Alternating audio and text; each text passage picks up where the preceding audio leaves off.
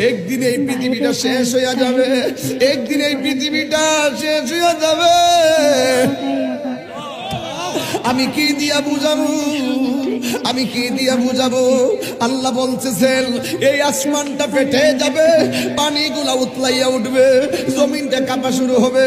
ইজা জুলজিলাতিল আরদু জিলজালাহা, যখন জমিন তার প্রান্তরে প্রকম্পিত হবে।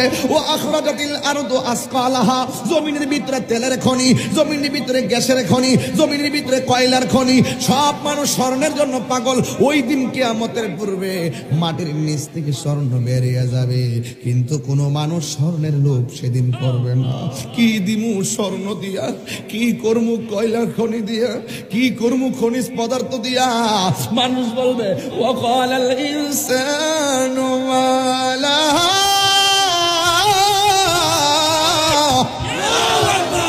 মানুষ বলবে কি হইল, কি হইল, কি হইল, কি হইল? জমিন কেন কাঁপতেছে, আসমান কেন ফাটতেছে, আর নদীর পানি কেন উতলাইতেছে, নিচের বোঝা কেন বাইর কইরা দিতেছে?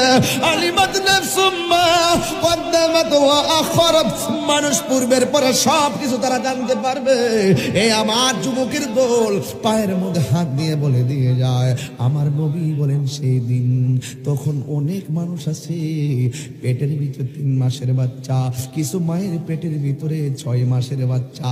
দুনিয়ার জমিনটা যখন কাঁপাকাঁপি শুরু করবে রে আমার সোনার ঘাটের বাবারা, তখন ওই মায়ের পেট থেকে 3 মাসের বাচ্চা ডেলিভারি হইয়া পড়ে যাবে, 6 মাসের বাচ্চা ডেলিভারি হইয়া পড়ে যাবে, 8 মাসের বাচ্চা ডেলিভারি হয়ে পড়ে যাবে। এই ধরনের যুবক ভাইয়ের আমার, যারা মরণের ঘাটে গেছে তারাই শুধুমাত্র জানে মরণটা কত কষ্ট। যারা মরণের ঘাটে যায় নাই তারা বুঝতে পারে নাই।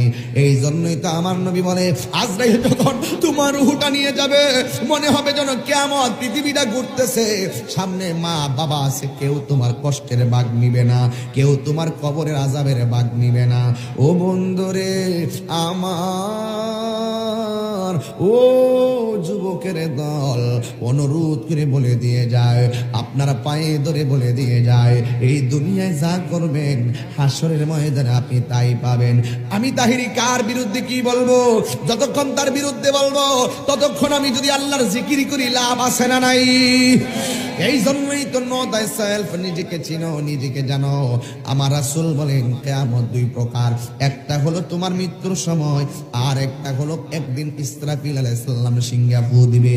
কিন্তু ফু দেওয়ার আগে অনেকগুলা ঘটনা দুনিয়াতে ঘটবে, সবগুলা ঘটনা যেন এখনই ঘটে গিয়েছে আর যেন বাকি নাই।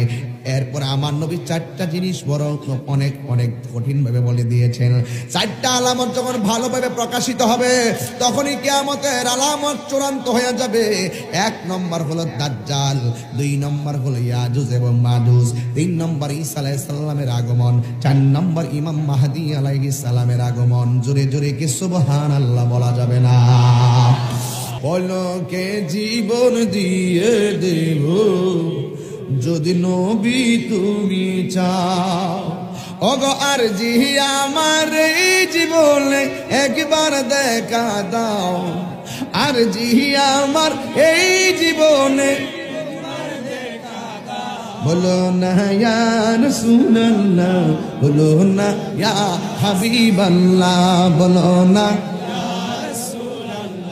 বলো না ইয়া হাবিবাল্লাহ, পলকে জীবন দিয়ে দেব যদি নবী তুমি চাও, পলকে জীবন দিয়ে দেব যদি নবী তুমি চাও, ওগো আর জি আমার এই জীবনে একবার দেখা দাও, ওগো আর জি আমার এই জীবনে একবার দেখা দাও, বলো না ইয়া রাসূলুল্লাহ, বলো না ইয়া হাবিবাল্লাহ, বলো না ইয়া রাসূলুল্লাহ, বলো না ইয়া হাবিবাল্লাহ।